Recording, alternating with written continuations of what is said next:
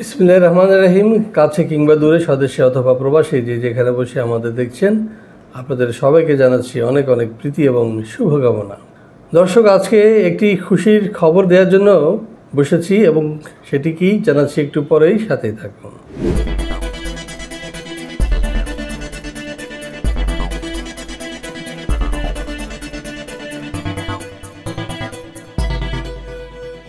দর্শক, আপনারা নিশ্চয় জানেন যে আমরা সার্ভে নিয়ে কাজ করছি। সার্বিয়ার জনশক্তি রপ্তানিতে আমরা অবদান রাখছি এবং আমাদের 4 জন ক্লায়েন্ট, সম্মিলিত ক্লায়েন্টের আমরা ওয়ার্ক পারমিট পেয়েছি এবং এর পরপরই আমরা কিন্তু তাদের পিপিজেড নাম্বারও পেয়ে গেছি। অর্থাৎ যে নাম্বারটির মাধ্যমে, যা ইউনিক নাম্বারের মাধ্যমে কোম্পানি সার্বিয়ান সরকারের দেয়া এই নাম্বার ব্যবহার করে কিন্তু তারা আবেদন করে এবং এখান থেকে অনলাইন হবে। সুতরাং আপনারা যারা পিপিজেড নাম্বার পেয়েছেন, আমি তাদের নামগুলো ঘোষণা করছি। তারা হচ্ছেন জামাল হোসেন জীবন, আইজুল ইসলাম এবং জামাল গাজী।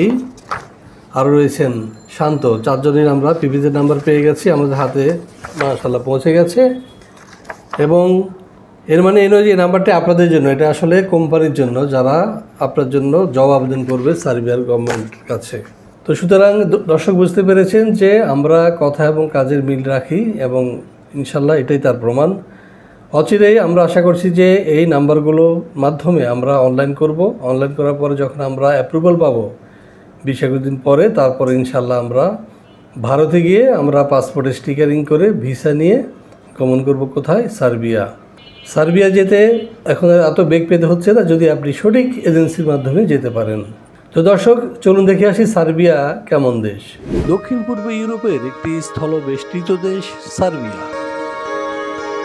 দেশটির উত্তরে হাঙ্গেরি, পূর্বে রোমানিয়া ও বুলগেরিয়া, দক্ষিণে আলবেনিয়া ও ম্যাসিডোনিয়া এবং পশ্চিমে মন্টিনিগ্রো, ক্রোয়েশিয়া, বসনিয়া ও হার্জেগোভিনা অবস্থিত। দেশটির রাজধানী বেলগ্রেড। সার্বিয়ার আয়তন 88,361 বর্গ কিলোমিটার। 2018 সালের এক হিসেব অনুযায়ী দেশটির জনসংখ্যা 87,62,000-এরও অধিক। সার্বিয়ার অফিসিয়াল ভাষা সার্বিয়ান। দেশটির 80% অধিক মানুষ এই ভাষায় কথা বলে।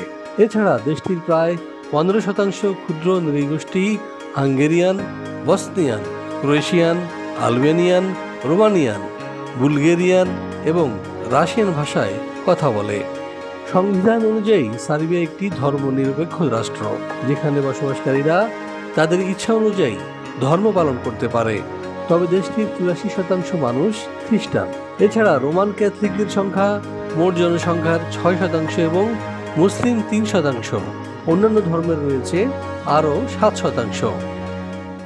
দর্শক, দেখে আসলাম কেমন দেশে সার্বিয়া। এবার আমরা জানবো জেনারেলি সেখানে কী ধরনের কাজ রয়েছে। চলুন দেখে আসি আরেকটি ভিডিও প্রতিবেদন থেকে।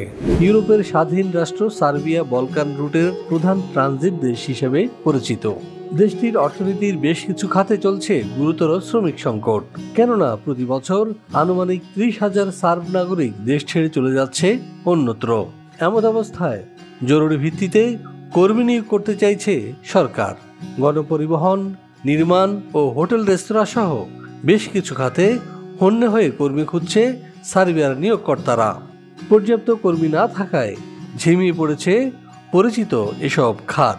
চলতি বছরের ফেব্রুয়ারি থেকে সার্বিয়ায় বিদেশিদের কর্মসংস্থান সংক্রান্ত নতুন আইনের আওতায় ওয়ার্ক পারমিট পাওয়া আগের চেয়েও অনেক সহজ হয়েছে।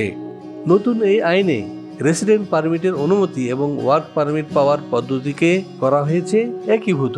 ফলে পুরো প্রক্রিয়া সম্পাদন করতে সময় লাগছে সর্বোচ্চ 2 সপ্তাহ। হ্যাঁ দর্শক, আমরা দেখলাম কি কি জেনারেলি কাজ রয়েছে। এখন যেটি জানবো সেটি হচ্ছে যে সেখানে কি কি ধরনের সুযোগ সুবিধা রয়েছে বা কি কি বেতন পাবো, আমরা কোন পোস্টে কি বেতন পাবো বা এরা কী বেতন পেতে পারে সে বিষয়ে একটি প্রতিবেদন।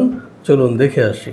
সার্বিয়ার বিভিন্ন সেক্টরে সাধারণত বেতন ভাতা হিসেবে যা দিয়ে থাকে এর মধ্যে রয়েছে যেমন রিসেপশনিস্ট 75,000 থেকে 90,000 টাকা, ওয়েটার বেতন পাচ্ছে 80,000 থেকে 1 লাখ টাকা, ডেলিভারি ম্যানের বেতন 80,000 থেকে 1,20,000। এছাড়াও ড্রাইভিং পেশা যারা যুক্ত হবেন তাদের বেতন 65,000 থেকে 80,000 টাকা। এছাড়াও রয়েছে কনস্ট্রাকশন শ্রমিক, যারা বেতন পাচ্ছে 70,000 থেকে 90,000 টাকা পর্যন্ত এবং ইলেকট্রিশিয়ানের বেতন 65,000 থেকে 90,000। এছাড়াও রয়েছে সার্বিয়ার শ্রম আইন অনুযায়ী অন্যান্য সুযোগ সুবিধা। দর্শক, আমরা জানলাম যে সেখানে এইসব পদে কাজ করলে আমরা কি কি বেতন ভাতা পেতে পারি। এবার হচ্ছে যে আমরা কি কি ডকুমেন্টস লাগবে আপনার যদি আপনি সার্বিয়ার ফাইল জমা দিতে হয়। চলুন দেখে আসি এর উপরে আরেকটি প্রতিবেদন। সার্বিয়া যেতে হলে আপনার শিক্ষাগত যোগ্যতা হবে ন্যূনতম এসএসসি, বয়সসীমা 18 থেকে 45। যে কোনো কাজে হতে হবে পারদর্শী। শরীরে এইডস, ক্যান্সার, হেপাটাইটিস সি কিংবা করোনা থাকা এবং কোনো ফেক ডকুমেন্টস থাকা চলবে না।